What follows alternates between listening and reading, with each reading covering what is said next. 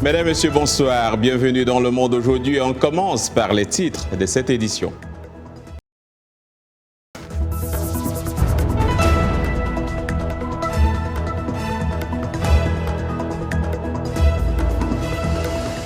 Pour apaiser le climat politique tendu suite à la violente crise de post-législative du 28 avril, où toute l'opposition avait été exclue du scrutin, le chef de l'État béninois a convoqué un dialogue dont certains principaux acteurs politiques sont absents. M. Talon a insisté sur le fait que cet événement faisait partie de son souci constant d'impliquer les acteurs politiques dans la recherche de compromis sur des questions clés. Le dialogue politique auquel je vous convie trouve sa justification dans la volonté de notre peuple de voir ces acteurs politiques se hisser à la hauteur des défis qu'impose la construction de l'État et la consolidation de la nation. Il s'inscrit dans mon souci permanent d'associer les acteurs politiques à la recherche des compromis aux questions politiques essentielles, notamment électorales, dont la résolution est indispensable à notre cohésion et à notre marche vers le progrès. Les partis d'opposition présents autour de la table de discussion ont néanmoins formulé plusieurs exigences. Un poids lourd, les forces Kori pour un Bénin émergent, le parti de l'ex-président Thomas Boniyayi a accepté le principe du dialogue mais a posé des conditions. Nous ne venons pas ici pour nous balader. Il faut manager la situation, transformer des problèmes en solutions. Il faut qu'on se parle. Et c'est pourquoi nous sommes arrivés ici, effectivement, pour prendre la parole, pour porter nos préalables, parce que nous les considérons désormais comme des solutions et nous avons la garantie que le dialogue va porter ses fruits. Pour certains partis non conviés, cette rencontre reste un non-événement.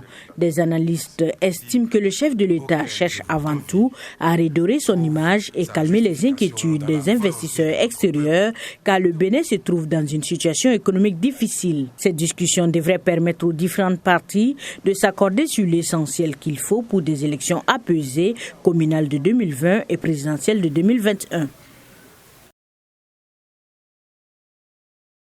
L'affaire suscite l'indignation de nombreux Marocains. Depuis l'annonce des condamnations, une partie de la société civile se mobilise pour faire libérer les accusés et réclame un changement du code pénal. Étant une citoyenne, je ne vois pas pourquoi l'État serait présente dans mon intimité. En tant que citoyenne qui paie mes impôts et qui respecte les lois qui me permettent d'avoir ma liberté, je ne vois pas qu'est-ce que l'État fait dans ma chambre à coucher. Selon l'Association marocaine de lutte contre l'avortement, 500 à 800 interruptions de grossesse sont pratiquées illégalement tous les jours dans le royaume. Signataire de nombreux accords internationaux, le Maroc a su faire évoluer son code de la famille en 2004. Malgré tout, ces lois seront très difficiles à changer, estime Maître Tahari, avocat à la Cour de Casablanca. Le code pénal actuel, c'est à partir de 1966. C'est installé, ça veut dire s'inspirer du code pénal français. Cette inspiration, il se base aussi sur le droit musulman, parce que la loi, ça veut dire l'islam, il s'interdit les femmes d'avorter leur bébé. Et il s'interdit aussi d'aider ces femmes-là, que ce soit mariées ou pas. C'est une interdiction, ça veut dire absolue. C'est pas facile de changer, mais la société civile elle a un rôle très important. Ça veut dire de grandir le débat. Les avocats de Hajar Aïssouni ont fait appel du jugement. De son côté, la société civile marocaine annonce poursuivre sa mobilisation. Dans les couloirs du CIALO, le Salon international de l'agriculture de Lomé, l'agriculture biologique ou le bio est la terminologie la plus utilisée. C'est aussi un argument de vente. Tous les produits transformés ou non se réclament bio. Nous sommes dans la production et de la commercialisation des produits bio, tels que le soja, l'hibiscus, tamarin, papaye, solo et la citronnelle. Tous les fruits qui sont cultivés sur le pic d'Akou sont des purs bio. Que ce soit au niveau des consommateurs ou des producteurs, il est constaté un amalgame autour du bio et du naturel. Le label bio est réservé aux acteurs qui ont vraiment fait la certification par une organisation tierce. Normalement, on ne devrait pas dire si c'est un produit bio sans avoir justement cette certification. Après, si par exemple un producteur s'engage à ce que sa production soit sans engrais chimiques. On peut tout à fait le labelliser sous forme de 100% naturel. Le bio a des exigences et peut se révéler non rentable pour de grandes exploitations, estime cette productrice. Avec la superficie que j'ai, je ne peux pas produire bio. On ne peut pas le vendre même chez nous ici à son juste prix. Ça nous revient cher, mais on va le vendre moins cher. On ne trouve pas de clients. Les agriculteurs togolais sont invités à migrer vers une agriculture biologique. On peut développer une production biologique et puis chercher un marché de niche pour pouvoir les commercialiser. Par exemple, le Togo peut faire la différence en faisant le soja biologique. À retenir, avant de prétendre à labelliser ces produits bio, il faut d'abord commencer par pratiquer une agriculture écologique plus respectueuse de l'environnement. Kyle Son pour VOA Afrique, Lomé. Le président ukrainien se trouve au centre d'un affrontement qui secoue le monde politique américain depuis plusieurs semaines. Volodymyr Zelensky a été maintes fois interrogé sur le fait que Donald Trump l'ait fait chanter lors d'un appel téléphonique en juillet en menaçant de bloquer l'aide militaire américaine à moins que Kiev ne mène une enquête sur Hunter Biden, fils de son rival politique Joe Biden. Il l'avait bloqué avant même que nous ayons la conversation. Mais nous n'en avons pas parlé dans notre conversation téléphonique. À ce moment-là, je ne le savais pas. Zelensky a été élu en avril sur une plateforme visant à éliminer la corruption. Maintenant, le président est critiqué pour sa propre conduite. C'est devenu sa première crise diplomatique internationale. De nombreux Ukrainiens croient au récit de Zelensky sur ses relations avec Trump, mais la colère persiste. Il nous a impliqués dans les élections américaines et ce n'est pas ce que nous aurions dû faire, car nous avons beaucoup de problèmes à nous et si nous essayons de nous engager dans ce processus, c'est trop global, un trop grand jeu à jouer. De nombreux Ukrainiens craignent que le gouvernement ne cède à l'agression russe et des milliers de personnes sont descendues dans les rues de Kiev dimanche pour exprimer leur colère. Zelensky se bat sur plusieurs fronts, pris dans le jeu politique du principal allié de l'Ukraine à l'ouest et confronté à une opposition majeure pour sa gestion du conflit à l'est. Nous sommes jeudi et qui dit jeudi dans LME dit santé et c'est avec Mouamadou Oumfa. Mouamadou, bonsoir. Bonsoir John. On ne le sait peut-être pas, mais la rougeole en RDC tue plus qu'Ebola. Oui, effectivement, John, la rougeole, l'attention nationale et internationale est concentrée sur l'épidémie d'Ebola qui fait des ravages, qui mobilise davantage les partenaires de la République démocratique du Congo. Il faut dire cependant que la rougeole continue de faire énormément de victimes parmi les enfants dans ce pays d'Afrique centrale et c'est le Fonds des Nations Unies pour l'enfance, UNICEF, qui tire la sonnette d'alarme. Alors l'UNICEF parle de 203 179 cas de rougeole recensés dans le pays et 4 000 décès depuis le début de l'année 2019. Alors il faut rappeler que la rougeole, c'est une maladie qui frappe beaucoup plus les enfants et en RDC, les enfants de moins de 5 ans représentent 74% des infections et près de 90% des décès que je viens de rappeler. Il est important de rappeler qu'à l'échelle mondiale, les cas de rougeole ont triplé cette année par rapport à l'année dernière. Pour les 6 premiers mois de cette année 2019, l'OMS avait recensé 90 000 cas en Europe et même ici aux États-Unis, il y a eu 1249 cas cette année. C'était la pire épidémie qu'ont connue les États-Unis depuis 1992. Et en RDC, justement, qu'est-ce qui peut expliquer cette flambée de cas de rougeole? Oui, on sait déjà, John, que la rougeole fait partie des maladies qui peuvent être prévenues par un vaccin. En RDC, l'UNICEF note qu'il y a une situation alarmante parce que des millions d'enfants congolais ne bénéficient pas de la vaccination de routine et n'ont pas accès aux soins de santé lorsqu'ils tombent malades.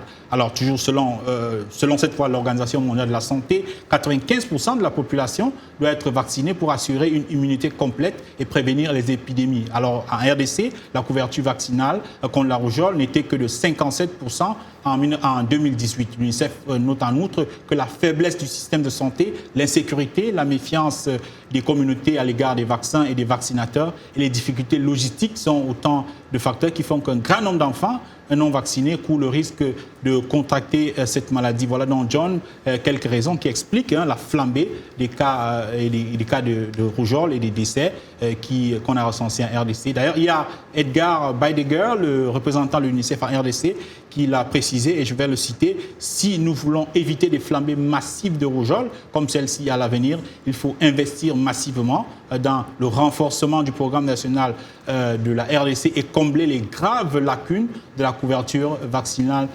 dans le pays. Alors, le reportage santé de la semaine, on parle aujourd'hui d'une jeune fille, elle s'appelle Tessa Carlisle. Exactement, John. Tessa Carlisle, c'est une jeune Américaine qui souffrait d'anévrisme au cerveau et qui a dû passer par 2 opérations pour guérir. Elle a décidé de partager son expérience à travers l'art. Voici les détails dans ce reportage de Mike O'Sullivan que j'ai traduit pour vous.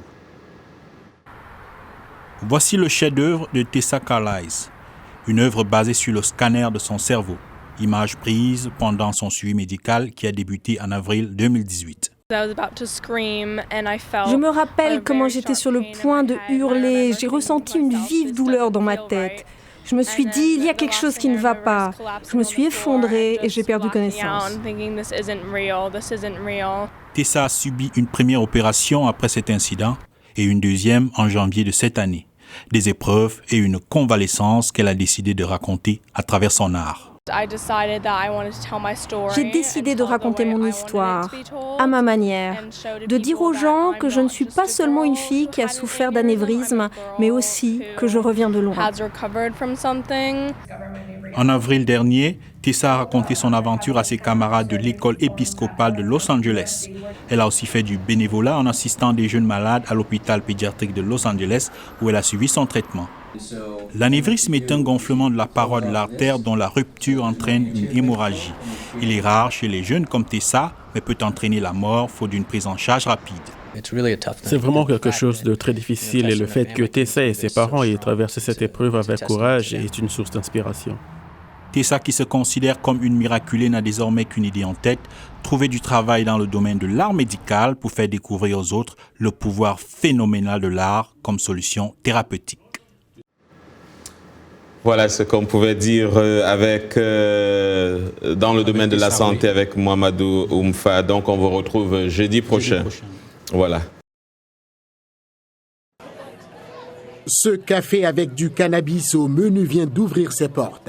Il propose à sa clientèle aussi variée que ses plats, des mets servis avec une touche de marijuana. Ils viennent de tous les horizons. Nous avons vu des gens de tous les groupes d'âge. Ce n'est vraiment pas une foule cible. Bien que controversé dans de nombreux États et illégal en vertu de la loi fédérale, le cannabis est légal pour un usage récréatif en Californie depuis fin 2016. C'est donc le premier café de cannabis aux États-Unis. Il ne sert pas les moins de 21 ans et tout comme les barman, les employés et les gardes surveillent les clients pour s'assurer que personne n'abuse du menu. La police est cependant toujours à proximité pour arrêter des conducteurs soupçonnés de conduire sous l'influence de la marijuana. Si nous voyons que quelqu'un a dépassé le taux de consommation, nous veillons toujours à ce qu'il utilise Uber et Lyft comme moyen de transport. Le café n'est pas autorisé à concocter au préalable les plats avec le cannabis comme ingrédient de base.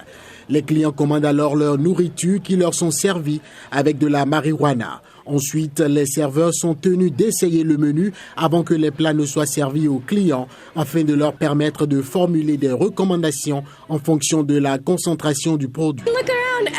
Regardez autour de vous, tout le monde est heureux, ils mangent et passent de bons moments. Les autorités municipales ont exigé que le restaurant installe un système électrique de filtration de l'air pour se débarrasser de toute odeur du cannabis. Que des gens formidables, on se fait des amis, on fume du bon cannabis. Rencontrer des amis et se détendre, c'est tout comme prendre un verre ensemble. Il y a du bon joint et la bouffe est bonne aussi.